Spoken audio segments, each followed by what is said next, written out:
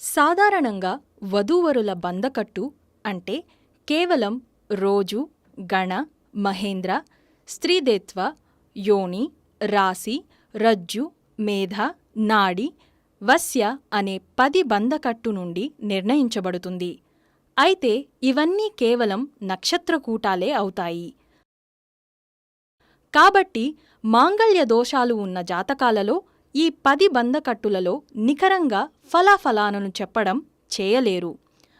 అందుకే వాళ్ల జాతక గ్రహ పరిస్థితులను పరిశీలించిన మీదటే సరియైన ఫలాలను, దాని ప్రకారం నివారణ మరియు పరిష్కారాలను చెప్పగలరు.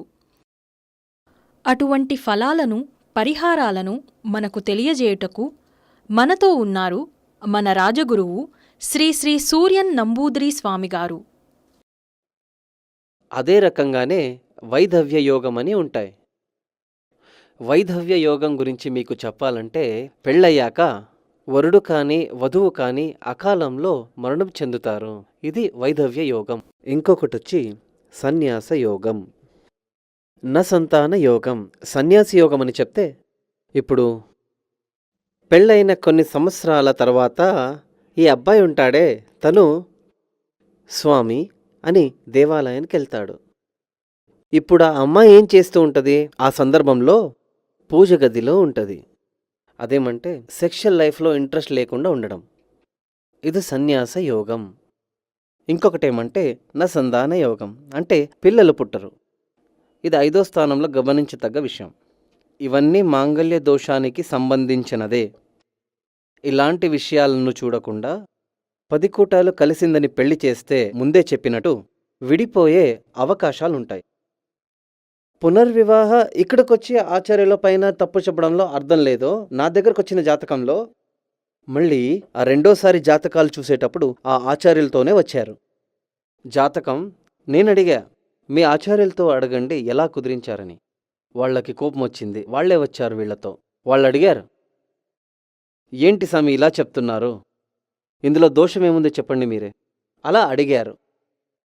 నేనడిగా, వీళ్ళిద్దరి జాతకంలో పునర్వివాహ యోగం ఉంది అని ఉంది, అది మీరు గమనించారా? అవును, 100% ఉంది. అందుకే వీళ్ళిద్దరిని కలిపాము. ఇక్కడ చాలా ముఖ్యంగా గమనించాల్సింది, జ్యోతిష్ శాస్త్రంలో చెప్తారు, అది దాంతోనే కలవాలి. ఆ శాస్త్రాల ఆధారంగానే ఈ జ్యోతిష్యులు ఈ 2 జాతకాల్ని కలిపారు.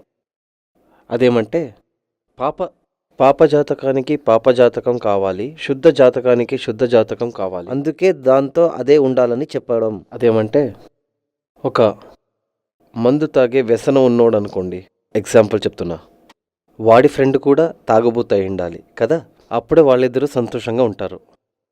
అదే ఒక యోగిని తీసుకుంటే ఆడి ఫ్రెండ్ కూడా సన్యాసి అయి ఉంటాడు, అప్పుడే అక్కడొక సంతోషం.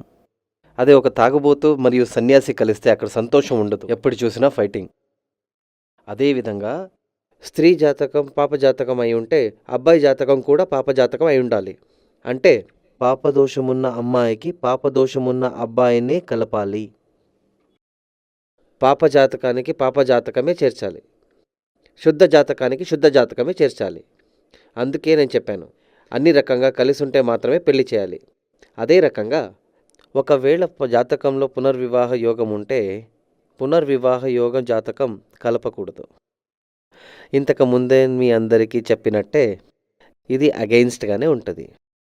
ఎందుకంటే వీళ్ళ జాతకం ప్రకారం పెళ్ళయ్యాక విడిపోయి ఇంకో పెళ్ళవుతారని ఉంది.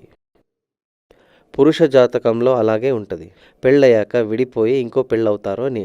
ఒకవేళ కలిపితే అతి త్వరగా 6 నెలల్లోనే విడిపోవచ్చు వాళ్ళు. ఇంతకుముందే చెప్పినట్టు జాతకంలో ఈ దోషమే ఉంది. వీళ్ళు ఏం చెప్తారంటే, ఇది కలుస్తాయి కదా స్వామి, కరెక్ట్గానే ఉంది కదా, ఇక్కడ విడిపోవడానికి మనం పెళ్ళమము, పెళ్ళయ్యేది కలిసి ఉండాలని, సంతోషంగా ఉండాలని. అయితే మనం ముఖ్యంగా ఇక్కడ ఏం గమనించాలంటే, ఒకవేళ స్త్రీ జాతకంలో కానీ పురుష జాతకంలో పునర్వివాహ యోగం ఉందా అని. ఏ కారణాల వల్ల ముందు పెళ్లి విడిపోయిందని మనం చూడాలి. ఫస్ట్ జాతకంలో కలిసి ఉండరు, అంటే వైధవ్య యోగం, పురుషుడు మృతం పొందుతాడు. అని అమ్మాయి జాతకాలు ఉంటే కూడా దీర్ఘాయుష్ ఉన్న అబ్బాయితో కలపాలి. 90% ఫ్యామిలీ విడిపోవడానికి కారణం ఏమంటే దాంపత్య జీవనం సరిగ్గా కాకుండా పోవడం అదే ముఖ్య కారణం. అయితే ఓపెన్గా ఎవరు చెప్పరు. సెక్షువల్ సంతృప్తి లేకపోతే ఎక్కువగా అంటే డివోర్స్, వివాహ రద్దు జరుగుతుంది.